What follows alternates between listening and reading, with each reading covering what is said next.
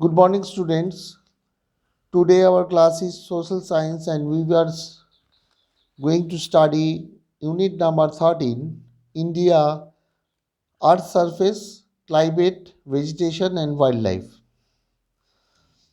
Before reading, I want to tell you the school is open for every student. I hope you will join school as soon as possible. Let's start this chapter, India, Earth surface, climate, vegetation and wildlife. Today I will read it half of this chapter and next class I will read rest of the chapter. Let's start Earth's surface physiography. The north-south length of India is about 3214 km and the east-west width is about 2933 km.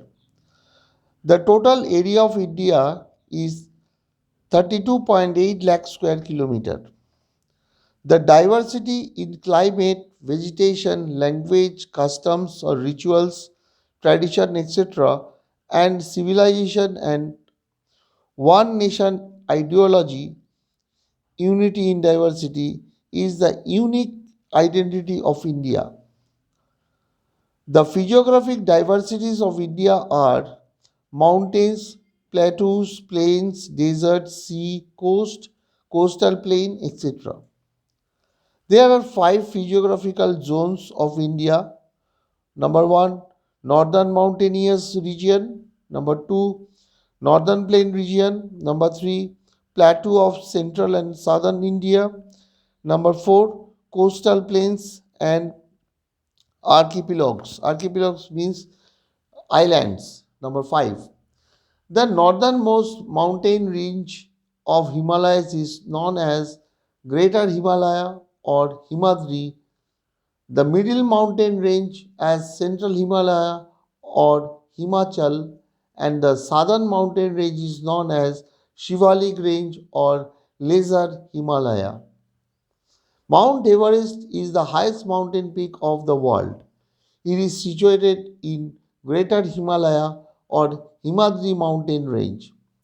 The Great Northern Plain is formed of the alluvium brought down by the big rivers that originated from Himalayas like Ganga, Satluj, Yamuna, Brahmaputra, etc., and their tributaries. The Great Northern Plain is level plain and is fertile with productive soil for agriculture. The northern plain is a flat land and there is more agricultural production, so there is dense population here. The Aravalli, Vindhyachal, Satpura, Nilgiri, etc. mountain range are situated in the peninsular Deccan Plateau of India.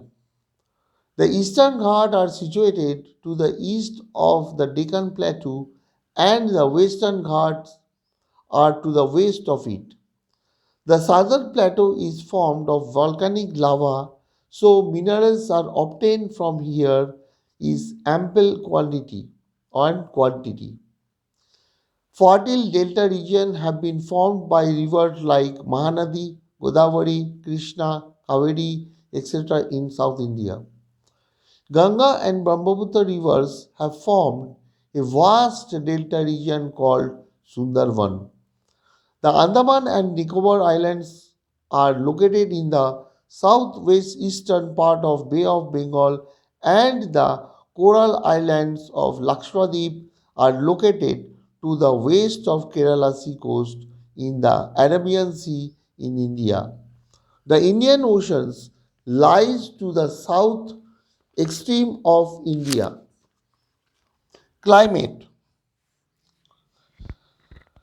The daily changes occurring in the atmosphere is called weather. The average weather condition of any place for about 30 years is called climate. It is winter season in India during December to February. The summer in India prevails between March to May. The rainy season of India occurs between June to September. The monsoon winds blowing from Naiऋत्यु or southwest direction bring rain to India. There are no high mountains in Gujarat, so the amount of rainfall is less as there is no high mountain to obstruct monsoon winds. Most of the agriculture of India depends on the rainfall. As about 80% of the rainfall of India is received during the rainy season, it is considered to be the most important season in India. The retaining monsoon winds blow from Ishan means northeast direction over the land, hence there are dry winds, so they do not give rain. The retaining monsoon wind pass over the Bay of Bengal and hence bear some moisture. So they give rain to Tamil Nadu and Andhra Pradesh situated on the eastern coast of India. A distinct difference in the seasons is experienced in the climate of India. So the climate of India is called monsoon climate. Here I end the first part of this chapter. Second part, next class, I will study vegetation and wildlife. Okay? See you in next class.